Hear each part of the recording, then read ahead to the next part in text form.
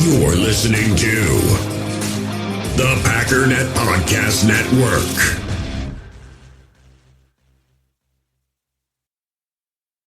Why take one vacation with the family when you could take all of them? With Royal Caribbean, you don't just go to the beach. You visit a private island and race down the tallest water slide in North America. You don't just go for a road trip. You ATV and zip line through the jungle. You don't just go somewhere new. You rappel down waterfalls and discover ancient temples. Because this isn't just any vacation. This is all the vacations. Come seek the Royal Caribbean.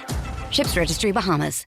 Mother's Day is around the corner. Find the perfect gift for the mom in your life with a stunning piece of jewelry from Blue Nile. From timeless pearls to dazzling gemstones, Blue Nile has something she'll adore. Need it fast? Most items can ship overnight. Plus, enjoy guaranteed free shipping and returns. Don't miss our special Mother's Day deals. Save big on the season's most beautiful trends. For a limited time, get up to 50% off by going to BlueNile.com. That's BlueNile.com. You feel this nervousness on the phone there? Sir, I've been trying to make an urgent phone call up there. I don't think it's something I want to do on an overseas phone. You gotta make some phone calls. Hang up the phone. Prank caller. Ladies and gentlemen, welcome once again to Packernet After Dark. This is the call-in show of the Packernet Podcast Network. If you'd like to call in, if you'd like to participate in the show, please feel free to do so. The phone number here is 608-501-0718. New callers go directly to the front of the line. Our first new caller today, not a new caller, but our first caller, Trevor in Virginia. Oh, but before we get there, remember, we got a giveaway for some Fogo, all right? I posted it on Twitter. I posted it on all the Facebook groups. I posted it on YouTube. So if you can't find it, you can reach out to me, but real simple. Just you put in the name of the guy you think's getting picked. Make sure you pick from the list if you can, because it's automated. So you got to put the name in properly. He provided the guy that created this provided a list for you. So just copy and paste the name and then put what round they're going to get picked in. So you can just keep the rounds the same if you want. That would be the easiest. Or if you think they're going to trade up, whatever. And that's about it. What person's going to get picked in what round, submit it, and if you have the highest points, there is a $125 gift card to Fogo to get some delicious steaks. Trevor, what's going on with you, man? Hey, Ryan, Fervor in Virginia. Hey. A while ago I told you I had off-season content for you, and then I just stopped going. But anyway, I got two things kind of along the same lines. They're off topic for the draft right now, but I'm kind of draft talked out and just ready for it to happen, personally. But my first thing was, I don't know how, maybe I'm just like a psychotic Packer fan, but I don't know how people like turn the game off when it's not going good or like if we're losing. Like, I don't care. We could be down by 40 points in the fourth quarter and I still have to watch till the end. Like, I'd have to. I would never even imagine or contemplate turning the game off. I don't know. It just doesn't make sense to me, personally. And maybe I'm just a psycho. And the second thing is, somebody called in a long time ago now, but more about how their dad was a Cowboys fan and they are a Packers fan. And I'm just thinking, like, I have two sons now. They're very young, so who knows what they'll do. But if they like were like, hey, I want to be a Cowboys fan or 49ers fan or something like that, or God forbid, Bears fan, that never happened because they suck. But if they wanted to be a fan of another team, especially like a rival, like us and the Cowboys are, I mean, no more son, right? Like you are not my child anymore. Sure. This is not going to go well. I can't imagine the devastation that would wreak on my life. So, hoping that never happens. But anyway, yeah, I just didn't know what you thought about this stuff because, again, maybe I'm just a psycho Packer fan, but anyway.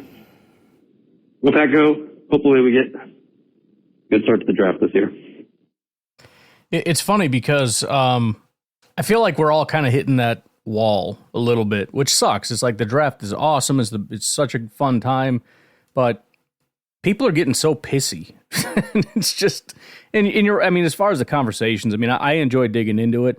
I don't know that I really enjoy talking about it as much anymore because I feel like we're all just kind of saying the same things a lot. Like the mock drafts are just not massively exciting because there's nothing new. I mean, even when we do our weekly mock drafts on Derailed, it's kind of like we know who each other likes, and that's been established. Like, okay, there's Lauby. He's going to pick Lauby. Like, yeah, I'm going to pick Lauby because I like Lauby. Like, we know this. I've done this 1,000 times, you know? It's like I'm enjoying going back through and kind of refining my opinions on stuff, but even that is like, now I'm running out of time to even do that. It's like I feel like I should just abandon ship on that because it's kind of just last minute modifications and let's get this thing rocking and rolling is kind of where we're down to. But I get what you're saying. It's like it's time to be here. In fact, I just was talking to Clayton. I said something very similar where it's like, you know, I hate to say that I kind of am glad that it's almost over because it sucks when it's over, but it's getting to be a little much, and I'm ready for it to just get started. As for the disowning of children, I mean, I get it, you know. I certainly, like, if my kid ever became a Bears fan or something, I wouldn't want him here for Packer games, like just straight up. Like I love you, but I'm not gonna have you gloating in my face when things go wrong. All right, that's not how I'm going to spend my time as a Packer fan. So we probably just wouldn't talk sports very much. And then turning off games, I have done it. Yeah, I mean, I get it. I understand the idea of like I'm never going to turn off a Packer game. I want to see it, but I just, you know, at some point it's done. You know, I don't need to see.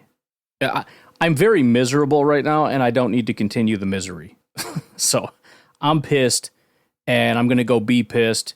I don't need to add to my pissedness. You know what I mean? So I guess that's kind of where I'm at. I try to stick it out, but I mean, at some point when you know it's done and you're super pissed, you just kind of walk away. So I'm that dude for sure. Again, I try to fight the urge, but I have certainly done it. Ryan, Fat Albert calling. What's up, man? Hey, vote for Pedro. Let's go to Brazil. All right.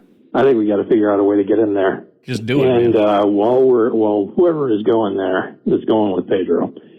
Yeah. There's a couple things you got to try. And I spent some time in Brazil working on the last World Cup and doing some really cool stuff. Oh, nice. Anyway, caipirinhas is the drink. It's kind of like I guess I compare it to a mojito. Holy cow, amazing. Yeah. There's a cut of beef called picanha. Oh, yes. That is unreal. It's sort of like a cross between a ribeye and filet. You can't get it here usually. Right. But it's unbelievable. Last one's feijoada, which is kind of like one of the national dishes. And I think it's like a pork hock and beans. And if you're really hardcore, you take all the leftovers and you grind it into like a paste and have it the next day. It's pretty amazing. Interesting. Any event. I'm excited for Brazil, as you can tell. Yeah. Question though, and you might have covered this already. What's your thought on trading up to go 16? I know Clayton was talking about it. Curious as to what your take is on it, or if we should stay with the current pick. Thanks, man. As always. See you. Well, yeah, I've talked about it a little. I mean, obviously, we can't speculate from where we're sitting because we don't know how things are going to fall. So I don't know the particular discourse that Clayton was having and why, you know, specifically 16 or whatever. I'm guessing that's the value of a specific pick that we have that gets us to about 16. But I have mentioned that I like that range. It's kind of just like a security blanket. When you look at 25, you say there's a good chance we can get a good player. When you get up to 16, it's like, oh, we got a good one, right? I mean, it's like now we're talking like possibly Fashanu, Fuaga, Arnold and Mitchell become maybes. You know, Cooper's basically a lock. Wiggins could probably be there. Kool-Aid most definitely will be there. Some talk he could be a second round pick. You know, Jerzon. Pretty much whoever you want, you can write a ticket for. Anybody that's a target at 25 that you're crossing your fingers going, man, I don't think so, but maybe. You get to 16, it's a done deal. But you got to wait until draft day. You got to look at, you know, who's there. If guys start flying off and there's only a couple left, then yeah, I want to go up and get them. But I don't know where they're at in terms of, I mean, they might have, you know, 25 guys that they think are great value. There's no need to move. You know, they can't all go before the Packers pick. There might be 8, in which case they're screwed. So I don't know. I think an interesting question that I should explore is like, what is the most aggressive thing they could realistically do? And for who, and would they? Like, could they get inside the top 10 and get Joe Alt? I mean, I think he's going at 7, so probably not. What if they went up and got like Dallas Turner? What if they went up and got Rome Odunze, who right now, I mean, on the NFL draft board, he just shot it up to 6. So it is now Harrison 3, Neighbors 5, Odunze 6. Man, those wide receivers are flying up. But, Shanu, Fuaga, I like. Latu, I don't, but, if you like him, go get him, I guess. Byron Murphy would be phenomenal. Saw somebody talking today about, the 1-tech, 3-tech thing. We got a bunch of 3-techs, not a lot of 1-techs right now. So, it makes sense for the Packers if they're going to find a defensive tackle. Of course, pass rush is always a premium, but you got to have a guy that's sort of your double team, big boy. And we don't necessarily have that. I mean, I know Kenny's supposed to be that guy, but he's really not a very good run defender. And he's pushing 30, and he's in his final year. Slayton has just not been very good, and Ford has basically not set foot on a field. So, it's kind of hard to come across that, especially if you want a guy, you say, okay, I need a guy that can be a run defender. It's like, well, what about Sweat? It's like, yeah, well, what about not? And then you also want a little bit of pass rush. I mean, Byron Murphy's probably your dude, unless you think Jerzon can be a 1-tech, but I don't think there's any world in which you would consider him, sort of a run defending type of guy. Even if he can handle it, that's not the role you want to put him in. So I don't know. Yeah, I don't know. I think there's plenty of opportunity. I think there's plenty of reasons. I think there's a lot of really good guys that could be in that range. The sort of 10 to 20 range. And the Packers have the capital to do it. It's just a matter of if if the way they view it is that, those guys are a cut above and we don't want to miss out. But don't know what their board looks like. It'll be fun to talk about on the stream though that we're planning on doing. I mean, I won't know until for quite a while. If as far as I know right now, I should be available to stream all 3 days like I always do. I see everybody else is like, this year we're doing this crazy. We're doing a stream. It's gonna be crazy. I'm gonna be at this thing. Everybody's doing it like the first year ever. Like I don't know, not who's gonna be on your show. Like I don't know, dude. I'll send out links. It's such a marathon. Like I could have a 4-hour conversation with somebody about joining the show, and on that day, and then they can come on. Like there's so much time. I've tried the whole, like, we got a lineup of guests, and then some of them get left in the lurch. Some of them come on, and it's kind of awkward. And then, some people I told I'd come out to bring them on for their pick, and then I forgot. And it's just easier to just wing it, man. Let's just wing it and hang out. You know what I mean? Mine? Hey, Ryan, it's Jersey Mike. Hey, Mike. I'm just listening to the Linebacker podcast. I'm trying to catch up a little bit. And you're talking about Peyton Wilson, him getting arrested for that chart. That's funny. I'm sorry. He gets a little tipsy, is driving home. Cops try to pull him over. He says, I can't go to jail. Steps on the gas, ends up getting T-boned or something. Leaves the car because he's like, what police officer can keep up with me? Man, I'm going to the NFL. Goes running and then decides to hide under a parked car. That's where he messed up. He shouldn't have hit under a parked car. He should have just kept on going. Oh, maybe he was too drunk. Listen, kids, this is Jersey Mike telling you how to handle the police. You gonna run from the police? You better lose them. You better lose them good. I don't know if I want to say this out loud, but I kind of want to say this out loud. I am currently 9-0 versus the Popo. I have run 9 times, and every time I've gotten away. But that's why I got in the way, is because those 9 times I've run, I knew I could get away. 8 of those times were on a motorcycle, and then the 9th time was in a very, very, very, very fast car. I know how you guys love how I drive. So Peyton Wilson, yeah, dude, that makes me like him more. Oh, man. It's kind of like the whole hearing about Zadarius. And you like him more even though you know he couldn't get away?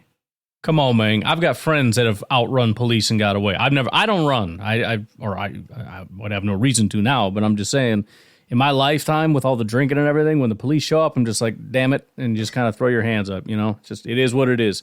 I remember I was with a half Mexican attorney, Blaine, the one time, and we happened to be driving a vehicle maybe under the drinking limit, et cetera, et cetera. Anyways, cop car pulls up behind us, and then when he followed us on the second turn, I just looked at him like, we're screwed, right? And he said, yep. And I just parked the car. He pulled in behind me, flipped the lights on.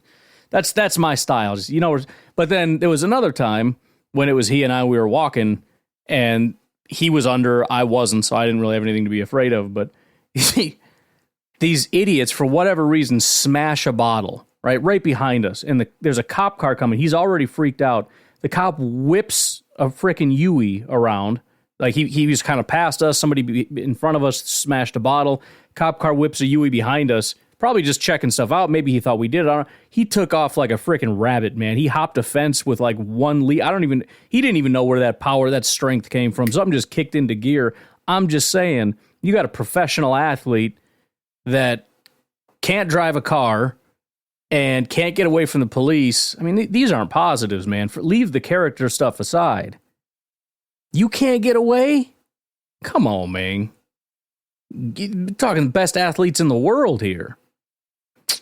I don't know. That's a red flag for me. Gary and coming back from Chicago or something like that. Rashawn Gary could have got away. You know what I mean? Jair could have got away. He's got no wheels. What can I say? Man, that's the kind of leadership I want on the football field. Now, if you're telling me off the football field, no, I don't want that kind of leadership. But on the football field, yeah, I want a guy who's going to do some dirty business and then run away and say, you can't get me, boy.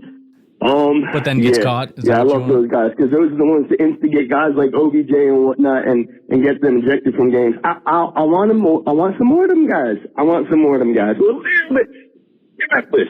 I just want a little bit of recklessness. I get that. That's what we need to get towards. We need to get some thugs, some felons in here. Okay, maybe not felons, but some guys who could be felons, who would be felons if not for the NFL. That's what I want. That's a dream. I don't know. Are you against that? You tell me. Go ahead, go. It's a fine line, but I definitely want to walk it. I don't know how many times I've said the reasons I'll always love Jair is when he punched the tight end in the neck. I love it, man. But you got to be careful because, you get a guy like Quay, and it's like, I love that. There was in one game, Quay popped a guy like slightly out of bounds and caught a flag, and I was like, you know what? I like that. Just a little bit, just to show him. I think they were kind of getting roughed up a little bit. And I'm like, you need something like that to spark the defense. And I think it was in that same game he ended up like getting ejected for pushing a coach or something like shortly after. Like he went into the sideline, shoved a coach, and I'm like, all right, maybe calm it down a little bit. You know what I mean? Like there's aggression toward that stuff, and then there's just I can't control myself, and I'm going to push random civilians and old people and trainers and stuff. And then you got Quay. Or not Quay, Devontae Wyatt. Quay, I mean, it's like, first of all, you got to smarten up. This is the second time he got ejected. He pushed the trainer. But that's like somebody pushed you and you just reacted. You weren't thinking. To have Wyatt come over and be like, what? You would do something? Like, Wyatt, dude, chill. You don't have that excuse of like, I didn't think, like somebody pushed me. I didn't know what was going on. I thought it was another teammate. You saw the whole thing go down and you're ready to throw hands at the training staff. Come on, man. You push him up, what? But yeah, I get it. I get it. You want people a little bit off on defense. Offense, you got to be in control. You just got to be like a freaking surgical robot, just a psychopath. Just this emotionless serial killer. Defense, you're just a brawler. You're like that guy that walks around in those, like, you do MMA and like you wear the MMA shirt and you walk around. You're just looking for a fight all the time. You're kind of a douchebag. You know what I mean? But you're just begging for it. Like, so I don't know if I've told this story. I was hanging out with these guys. These guys were crazy. They were super fun though. One guy's name was Ray Ray. We'd always hang out at Ray Ray's place. We'd go party at Ray Ray's like when we were freshmen in college. But I met up with Ray Ray at Summerfest, and he was hanging out with the hockey team. I think it was the Wisconsin hockey team. And I was like, oh, dope, man, the hockey team. I've never met people. It's not true. I mean, I met a lot of crazy people. I don't know if I've met people quite so crazy. They literally spent the whole time trying to get into fistfights. And I'm talking like they would go out and throw full cups of beer up in the air and just pelt people with beer. And then when somebody come over, that's what they wanted. And one of the times they hit this lady in the head. And I'm sitting there and I'm so torn because on one hand, it's like, I don't want to be a part of this. On the other hand, I don't want to be on the other side of this hockey team just looking to just jump people. Like, this is a terrifying situation. I don't want any part. But, like, of course, the husband comes over, and I'm like, oh, dude. Like, on one hand, you got to do something. You can't just do nothing. These guys just threw a beer at your wife's head. On the other hand, I want to just tell them, like, get out of here. These guys are going to beat the crap out of you. Like, you have no idea. This is what they're trying to do. I'm just saying, that's defense. You're just constantly getting in people's faces trying to get them to throw a friggin' punch. Yeah, scheme, athleticism, blah, blah, blah, but you got to be a little crazy. Oh, Packers signed Andre Dillard. Interesting. Anyways, moving on. Why don't we take a break? We'll be right back. We all have smartphones, and we all know they're pretty amazing, but they also can be amazingly distracting, especially when we're around other people. So US Cellular wants us to reset our relationship with our phones by putting down our phones for $5. That's right, a company that sells phones wants us to put down our phones. And to see what we find, learn more at uscellular.com/built for us. Why take one vacation with the family when you could take all of them? With Royal Caribbean, you don't just go to the beach. You visit a private island and race down the tallest water slide in North America. You don't just go for a road trip. You ATV and zip line through the jungle. You don't just go somewhere new. You rappel down waterfalls and discover ancient temples. Because this isn't just any vacation. This is all the vacations. Come seek the Royal Caribbean. Ships Registry, Bahamas. Hey, it's Kaylee Cuoco for Priceline. Ready to go to your happy place for a happy price? Well, why didn't you say so? Just download the Priceline app right now and save up to 60% on hotels. So whether it's Cousin Kevin's Kazoo Concert in Kansas City, go Kevin, or Becky's Bachelorette Bash in Bermuda, you never have to miss a trip ever again. So download the Priceline app today. Your savings are waiting. Go to your happy place for a happy price. Go to your happy price, Priceline. Mother's Day is around the corner. Find the perfect gift for the mom in your life with a stunning piece of jewelry from Blue Nile. From timeless pearls to dazzling gemstones, Blue Nile has something she'll adore. Need it fast? Most items can ship overnight. Plus, enjoy guaranteed free shipping and returns. Don't miss our special Mother's Day deals. Save big on the season's most beautiful trends. For a limited time, get up to 50% off by going to BlueNile.com. That's BlueNile.com. No, seriously, I know I don't... My wife and I are going out on a date tonight, which is a very rare and special occurrence. So I don't think I'm going to have time to get the regular Packernet episode done. So I might as well mention, Andre Dillard, first of all, you're not a first-round pick and just get, run through two different teams and then come up on your third team in like 5 years if you're a really good football player, right? But he is a Packersy tackle. He's very athletic. He's got, let me pull this up here, 981 RAS. And so he's going to come in and he's just going to, work out and see how it goes. Packers are in a bit of a tenuous situation. They certainly need help at offensive line. And honestly, it's funny because tackle is what's next. I was going to do it yesterday, but then there was the whole fiasco that took place. I'm not going to have time to finish it today. But as I went through, there's a ton of talk about, man, there's so many tackles. I kind of starting to look at tackle the same way I'm looking at wide receiver. Yes, there's decent tackles that could probably either start or be, solid backups between, in the top 100 or whatever. But how many guys can come in and just win that job over Rashid day one? I don't think there's that many. And so it kind of feels like the Packers are positioning themselves to maybe not get those guys, which I'll be honest, I don't know that they're going to. I think, I don't know.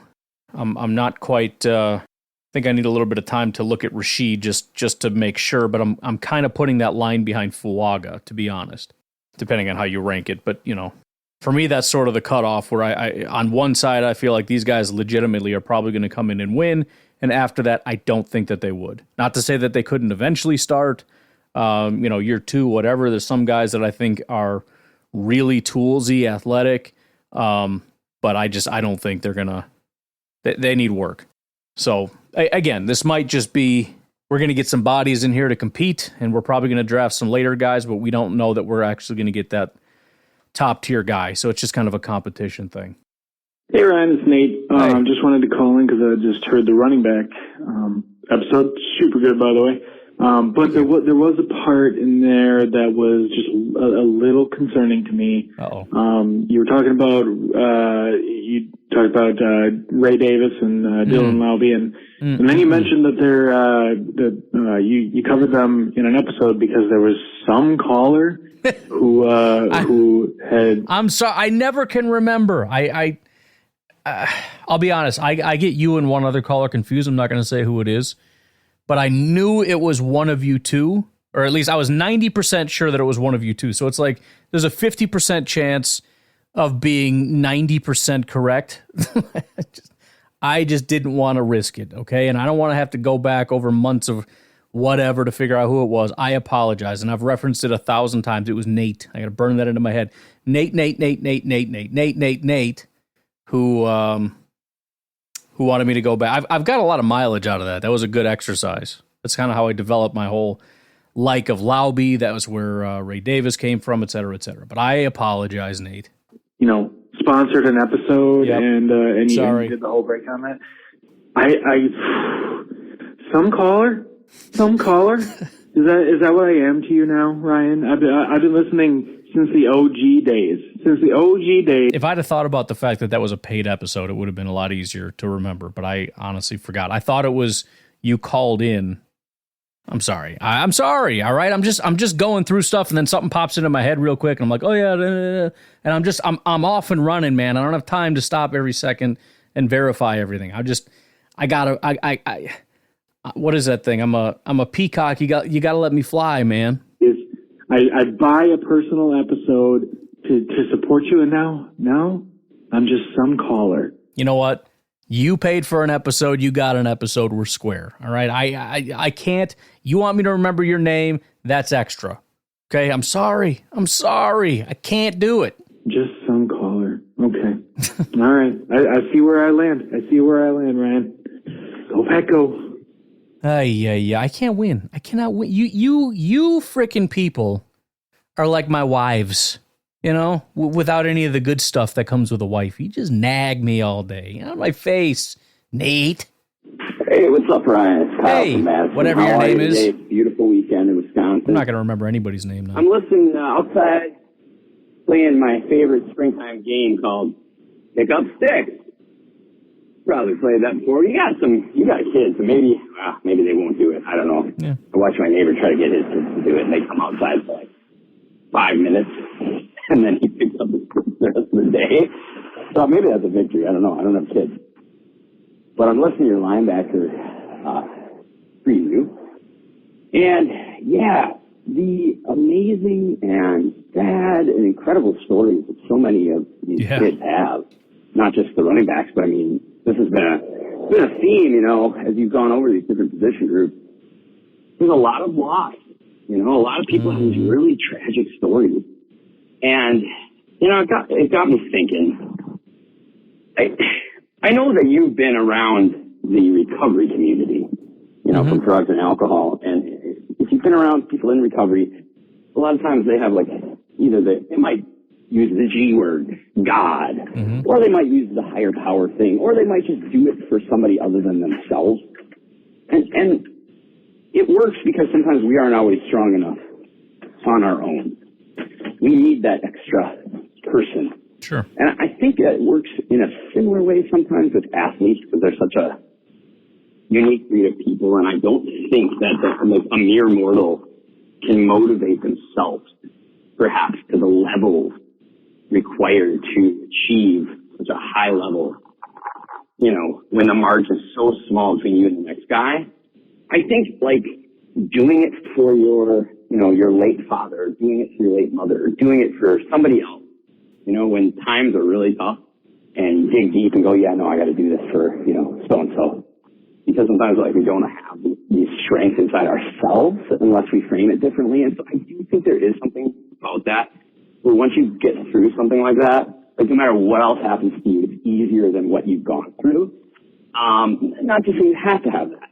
But if you look at these athletes, they're filled with people that have overcome tragedy or that have learned to make having huge shifts on their shoulders very profitable for them. You know what I mean? And so, I don't know, I just kept thinking that. I kept thinking there's got to be something in moving into the material, to go through a situation like that, whether it's Aaron Jones or Jordan Love or countless people in this year's draft class. I just think when it's kind of a horse of peace, when it comes to athleticism, the things that separate you are so small, and when you can motivate yourself like that, it might help. Anyway, peace.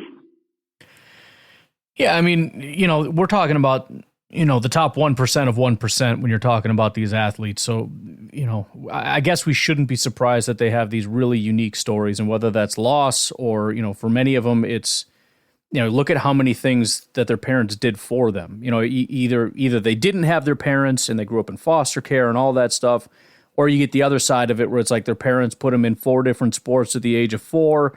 And then, it was just constant go, mixed with, just having great DNA and all this stuff. But, and then they went to these great schools with great coaches, and everything just kind of worked out to become what they are. One way or another, generally, there are some rather unusual stories, not stuff that I was familiar with people that kind of did these sorts of things or had these sorts of lives necessarily. So, yeah, pretty wild stuff, and I think you're probably right. Obviously, trauma or massive events can kind of help move things in a much bigger way. It's hard to be complacent when big things like that are happening, and you can go massively in a negative direction. If you go watch, what is that addiction show? Intervention. It's the exact same stories, just different results.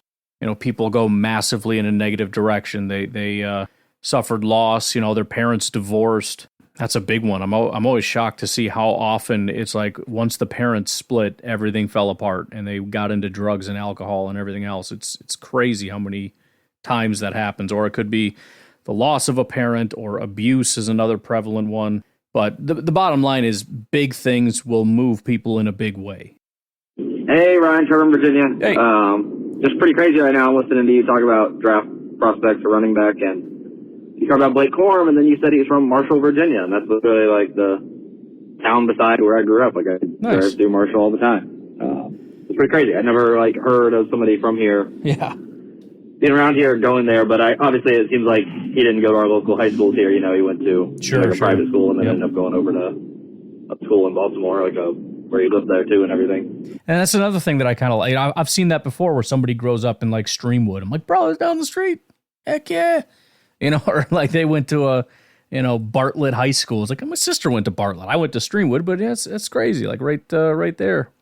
It's all kinds of cool things. And that's the other thing. You get these extreme examples, whether it's positive or negative, but then they're also your neighbors. A lot of them grew up in the same small. How many times did you hear a story, grew up in a town of less than 1,000, grew up in this or that or whatever?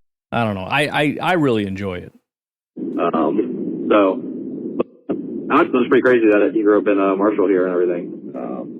But, yeah, it's just, I don't know. To me, it's always cool when you have these prospects that are from, where you are from. We had my high school had a kid, I can't remember his name now even actually. I know his last name is Miller, but he was one of the top NBA draft prospects a couple of years ago, and he went to the high school too. That kind of stuff's just pretty cool. Especially I come from a pretty small town, so sure. Obviously Marshall's a tiny town too, smaller than the town I'm from. But yeah, I don't know. I thought that was interesting. Go Pack, go. Yeah, it's kind of fun too. I've got Google Maps up right now. I'm looking at Marshall, and you can see. I mean, it's funny because I don't know, and maybe it's just me, but you look at these guys and it's like, well, they're celebrities or whatever, and it's like it's almost like they grew up in a different universe. It's like, no, this is. Look at this small little town, and you got the Blue Mountain Grill and this John Marshall Library, the Glasscock Grocery and Middle East. These are these tiny little grocery stores he's probably walking hand in hand with his mom at, and now he's some big friggin' running back that's going to be in the NFL. I don't know. It's pretty cool. Marshall Diner. I love diners, man. I want to go to Marshall Diner. Trevor's Marshall Diner, and it looks good. It looks like how do diners always have the exact same? You'd think there'd be crappy diners, wouldn't you? They all make the exact same food, and it all tastes good to slightly varying degrees. Like the worst diner and the best diner, there's a marginal difference. So good. And yeah, they got the little display case with the pies in it. You know, it's the same thing. And I know those pies are good. The eggs look the same. Everything looks the same. Do you go to diner school? It's the best thing about a diner, man. You go anywhere in at least the United States and you see something called diner or family restaurant, which is, you know, prevalent, at least in our area. There's every town has a family restaurant. It's just a diner. You can go in, it's going to have good food. You don't have to worry about it.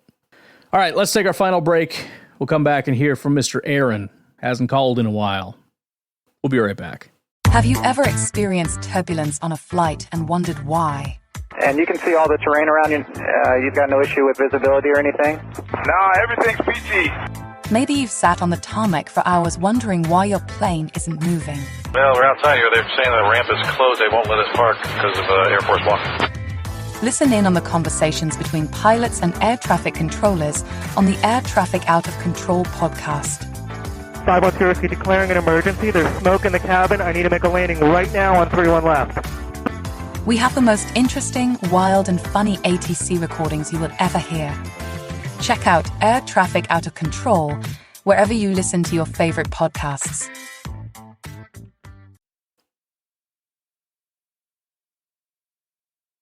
And this is Aaron. I haven't called in a while, other than to defend I read it. That's how I knew. Peacock because of The Office. But anyways, I haven't really had anything important to call about. And plus, I've made most of your streams, so, I mean, my comments are kind of there. Did you get your draft guide, by the way? They sent me one, and it was in my, whatever that's called, the crap folder that nobody ever looks at. I don't know why it got sent there. I honestly haven't even looked at it yet. I keep thinking I got to pull that up. Anyways, I just want to make sure you got it, because I know you won the best comment of the day, and I just want to make sure they sent it.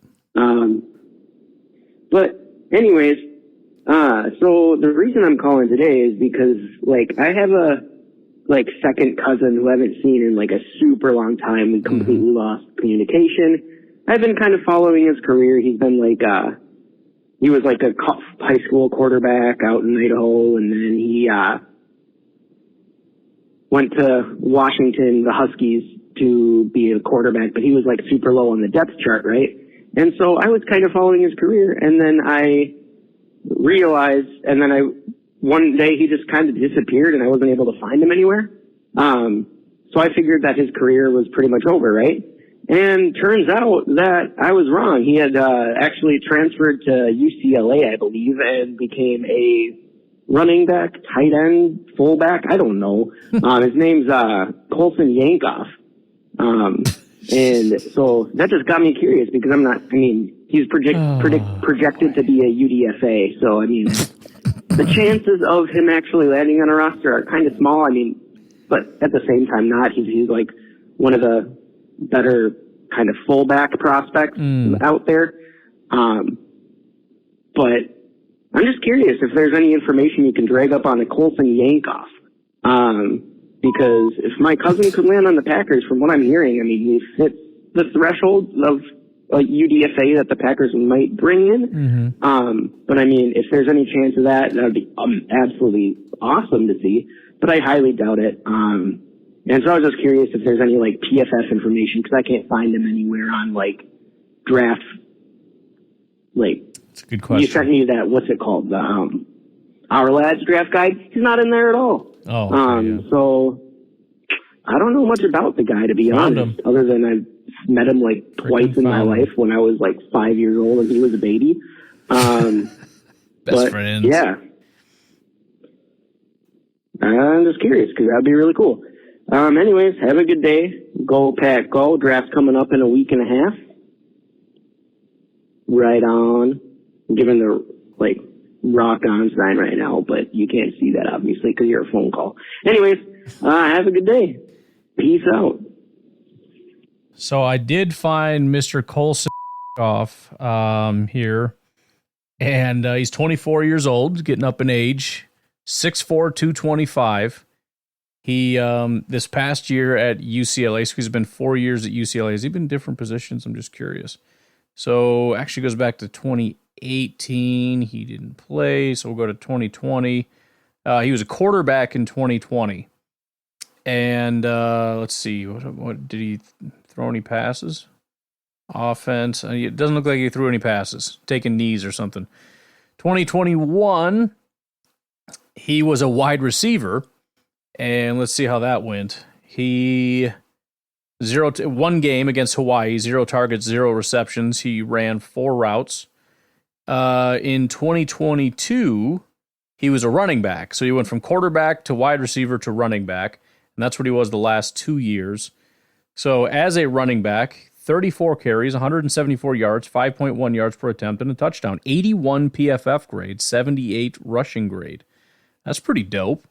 2023, I think it went down a little bit, but he's got 13 carries, 83 yards, 6.4 yards per attempt. So his yards per attempt went up, but they gave him a lot less attempts. 1 touchdown, 1 fumble, 70 PFF grade, 74 rushing grade.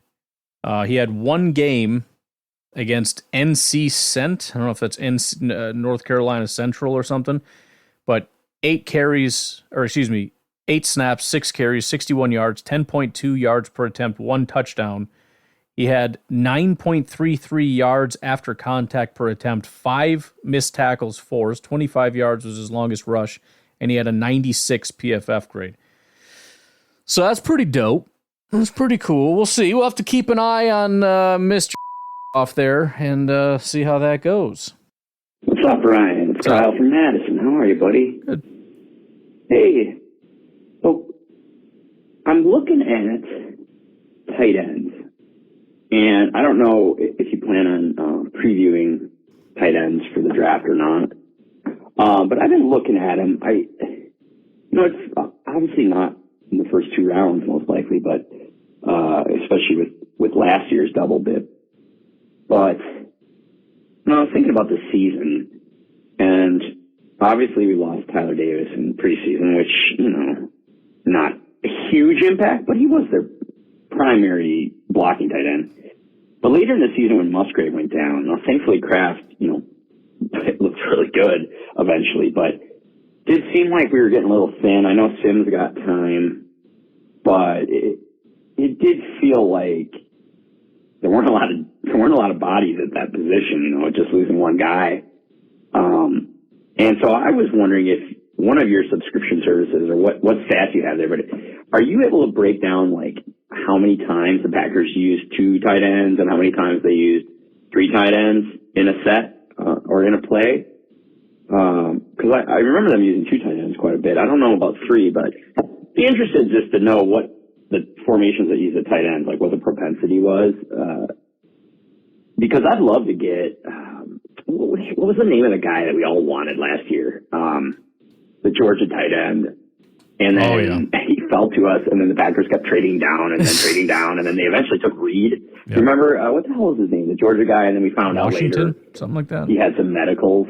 I think the Saints ended up taking him. But anyway, he was a freak, but he was also a blocker. I would love to find the next, like, Mercedes Lewis, just to throw in. So you got these hyper-athletic guys, and then you throw in the guy that can probably catch, but then just is like an O-lineman out there. I've seen a couple of the guys, just their measurements, the tight ends. I mean, freaking measure like a lineman. I don't have access to some of the athletic scores, but I'll be interested if you preview that. But if you have the breakdown on how many 2 and 3 tight end sets they used, and while you're at it, I'd be interested in what the receiver sets breakdown as last year as far as 2, 3, 4, 5 receiver sets.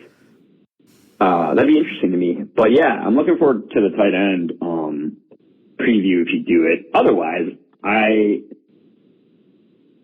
think it's an interesting position for us, and I think it's not one we should probably sleep on because they're probably going to get at least one guy, and hopefully they're awesome because I think there's room for it. Like, they don't need like Bowers or something, but I'd love to get a big athletic guy that can block and, maybe get the touchdown this year or something, Anyway, thanks for the hard work, buddy. Talk to you.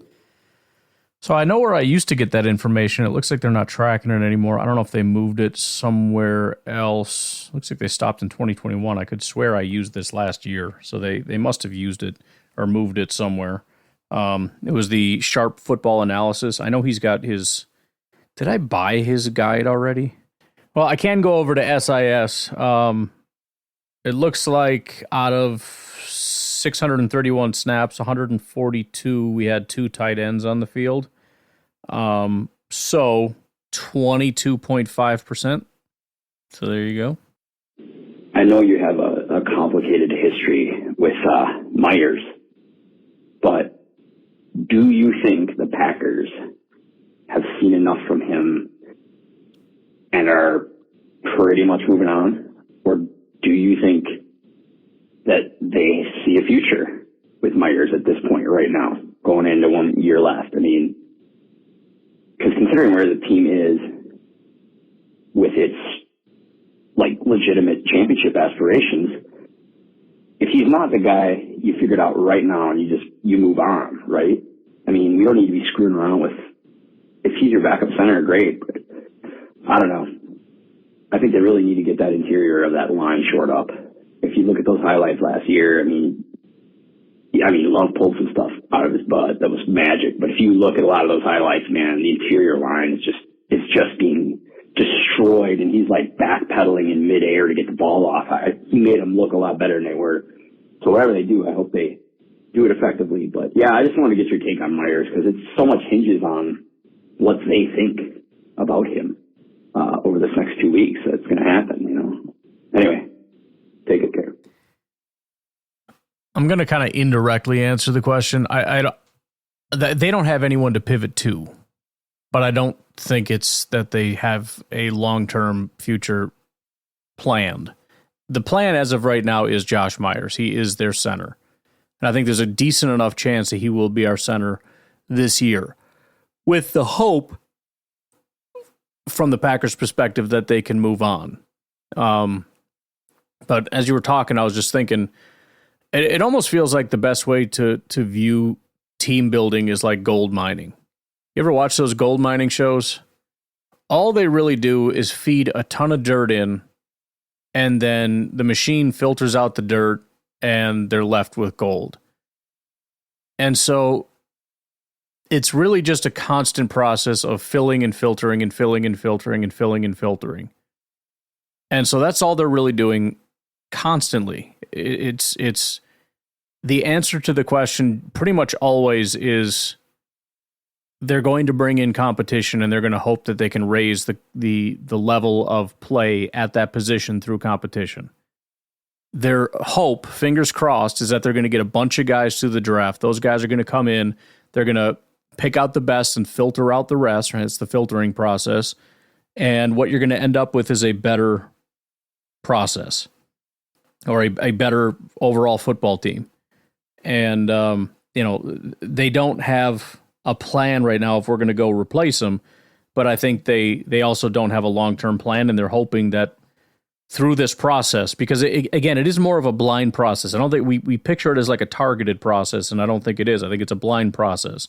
They're shoveling dirt in. So that's what this whole draft process is going to be. They're just going to go out, they're going to grab dirt, they're going to throw it in. And, all they're really doing is trying to position themselves to where they think the gold is best. And then they're going to throw it in the machine, they're going to filter it out, and they're going to see what's left, and they're going to hope that they have enough gold there. They're going to hope that the team got better. But you don't really know. And that's pretty much all it is.